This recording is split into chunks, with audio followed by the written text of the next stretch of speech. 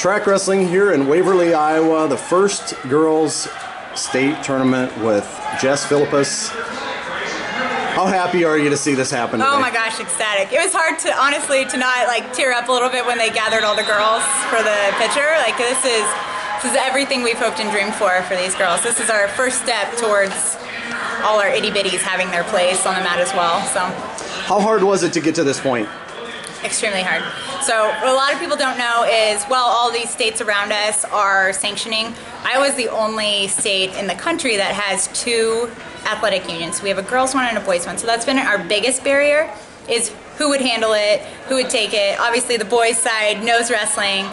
You know, the girls side, oh well, they're girls, we should have them. So it's been a struggle just with that sort of process in general, just chartering unknown waters. So this, however, has been pivotal in proving, like, we're here, we've arrived, these girls are here. These numbers have been growing exponentially, so we're here. Rather than waiting for something to happen, there have been some people that just said, we're going to make this happen. I think that's one of the things that's really cool about this event. How plugged in were you to those things that were taking place leading up to today? Well, I'm not going to claim any credit. That's not at all what I'm here for. I tend to focus a lot more on the youth side of things. So, I mean, I absolutely have my hand in a lot of things in Iowa, right? At the high school level, at the middle school level, and at the youth level. And then our girls who have carried on, you know, our Alanas and Felicities of Iowa, you know, I still have my hand in a little bit of what they're doing in college. So I'm not going to take any credit for this, not at all. I'm just happy. I'm happy to be here. I'm happy to support it. I wish I could convey how cool this is, though, honestly, you know, like how monumental this is in Iowa. Where do you see this thing going next year? Oh my God. What's the goal for in your mind? Our numbers have almost doubled. So last year we had 90, I believe it was. It was like high 80s that we had certified. This year we had 180. 2 years ago we had 66. So I mean, we're like rapidly growing. Those numbers at the high school level aren't even as exponentially as powerful as the youth level coming up. So that's why I've been like pushing this so hard. Like, we need this. Look at, like, finally for somebody like Ella Schmidt to have a place to be like, hey, I'm here and I'm doing some really impressive wrestling, you know, like we have a ton more Ella Schmidts coming up. So I can't even wrap my mind around it sometimes. But. How much do you think that was holding girls back, though? I mean, the girls that wanted to compete, but, you know, I don't want to go out there and compete against the boys. Maybe. Probably a lot. I don't, this isn't a scientific fact, but I say there will always be that 5% of girls who will wrestle regardless of the circumstance, you know? Myself being one of them. You know, like being the only girl on the team and doing anything it takes just to wrestle, there will always be those girls. But for there to be a place for girls in general, period, it just grows it like exponentially. So what I did at the youth level was simply call it girls wrestling, or girls wrestling team. And then they just flocked, the numbers came. So I have this build it and they will come theory, like Field of Dreams. This is heaven, no, it's Iowa. But right down the road. Yeah, I know. It's the same exact thing. Literally, build it and they will come. And I've been saying that. I'm from California, and they did that in California. They did that in Texas. They did that in Hawaii. Those are the leaders right now, right? Like, they have thousands of girls. So I kept just like, look what Texas did. Look what California did. Like, we can replicate these things. Texas did it very differently from everyone else. California, I think if we could replicate what they have done in their model, that would be ideal. Practice together, compete separate. So I answered that question. Yeah. Your experience in the sport, can you tell me a little bit about it and how you got started and what your early days were like?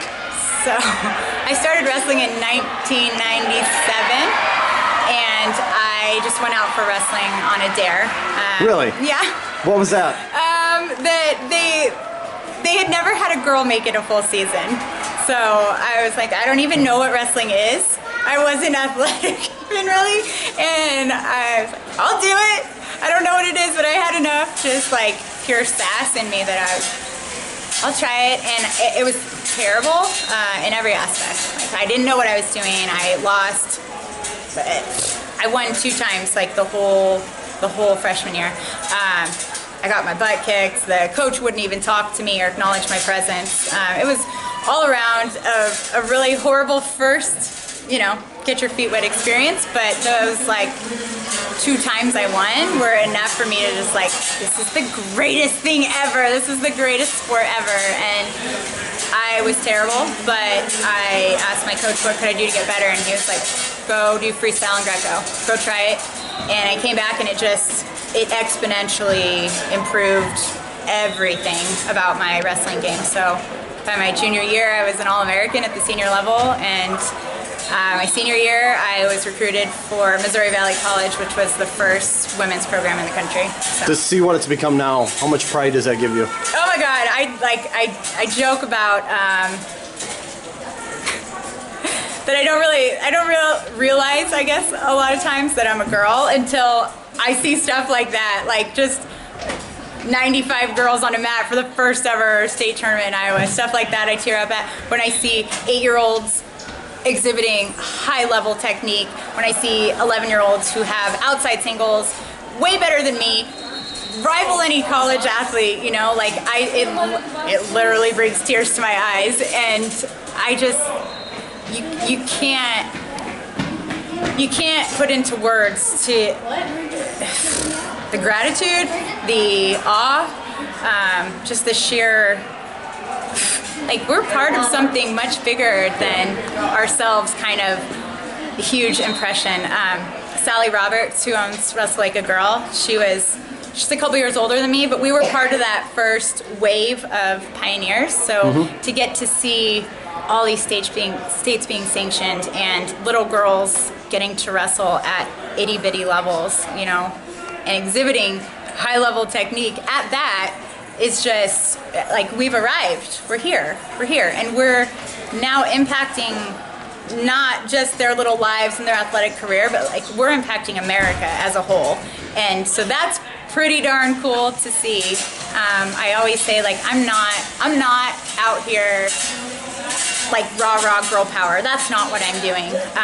I'm here to try to make America better, right? Like, so I sell wrestling, but really what I'm doing is selling grit and work ethic and respect and integrity and all those things that wrestling teaches. Like, why would we limit that to half the population? Yeah. What is America going to look like in 10, 20 years because of girls wrestling growing the way it is right now? So I don't know, like, I get goosebumps thinking about the impact of that. It's pretty cool. Did you have a vision in your early days in the sport, or in your competitive days of the sport, that something like this might happen one day, that there'd be this tidal wave of momentum and one state after another would get behind it? No. Like, it's hard to think back to the 90s and like everything we endured, everything we had to overcome just to even step on a mat. I was part of the very first ever like California girls state, not an official one, but the CIF did like a trial run to see, and that was in 2001. And to get to see like a full bracket and seating and like hundreds of girls in one spot, I'm like, oh my God, this is so cool. Like, all of us were 1 or 2 girls on a team, and then now that's the norm.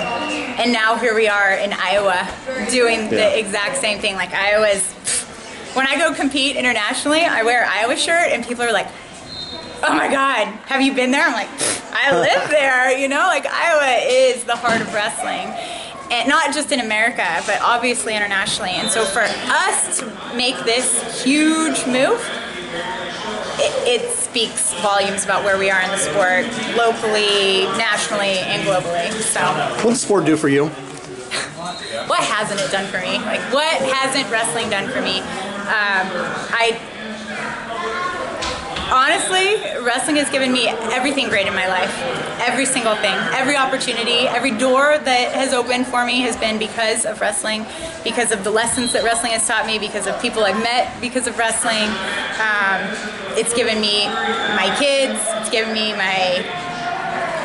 fiance is a wrestler, you know, like it's given me every good thing. It's given me a college degree. I was the first person in my family to graduate from college, and I wouldn't have gone if it wasn't for wrestling. So like, what in the heck hasn't wrestling done for me? And that's honestly why, that's why I'm here. You know, that's why you take the selfless hours for these little kids and the big kids, and it's just, I feel this like burning desire to pay forward what wrestling has done for me and exponentially give that gift. So I can't say enough about athletics as a whole, but wrestling in particular has taught me everything. And holy crap, I've got to travel the world because of it. You know, that's the other cool thing. I've been to I don't know how many countries and met how many amazing people and tried foods, and it just, I can't even wrap my mind around how cool wrestling is. You talk about all those cool experiences that you've experienced along the way, and we talked about the struggles of the first year that you were in it, and there are probably a lot of kids out there that are struggling in maybe their first few years in it.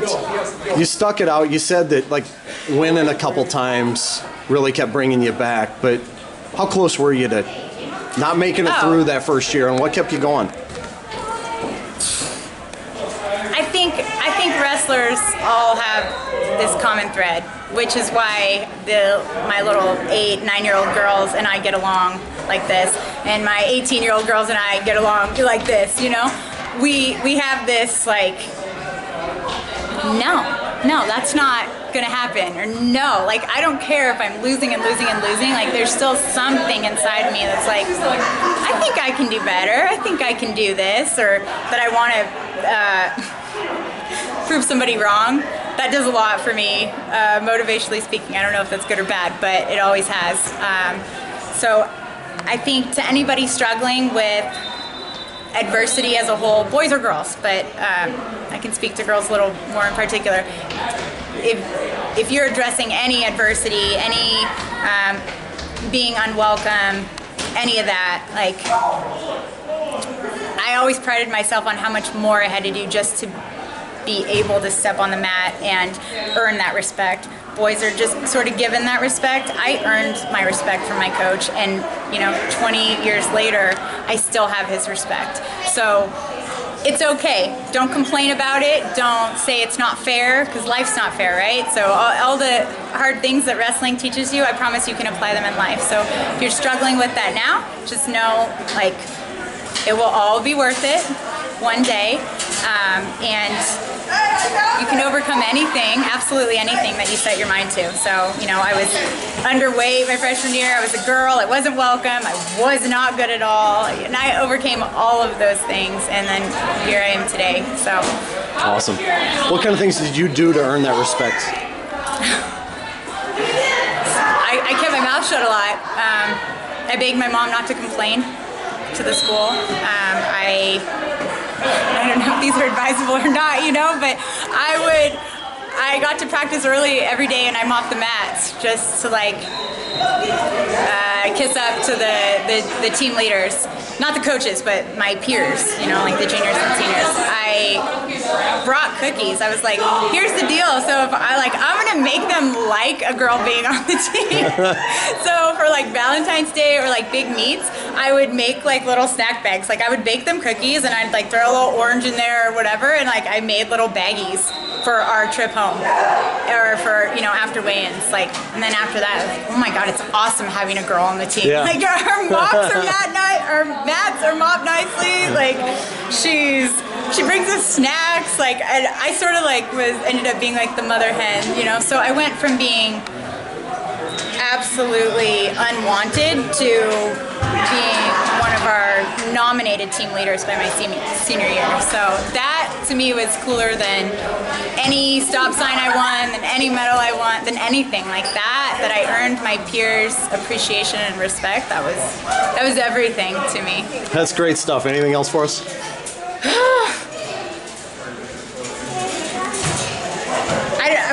For anybody who is maybe a naysayer or a non-believer in girls wrestling,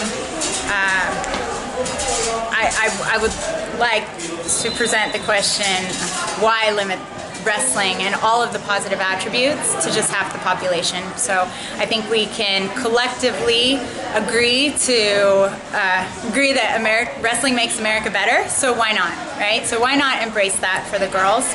And if you don't like girls wrestling boys, then you should be the biggest advocate of girls wrestling, because what we want is for them to be able to compete against girls. So my other man challenge is, it's not people like me or Rachel Waters or Sally Roberts even who are moving the needle. It is everyday men, dads, coaches, uncles, grandpas. It's their buy-in and them telling a friend, like, oh my God, I saw this girls match at a tournament the other day and they scrapped, like they went 110%. Or, you know, one coach saying, like, yeah, I've got one girl on the team and she's the hardest worker in the room.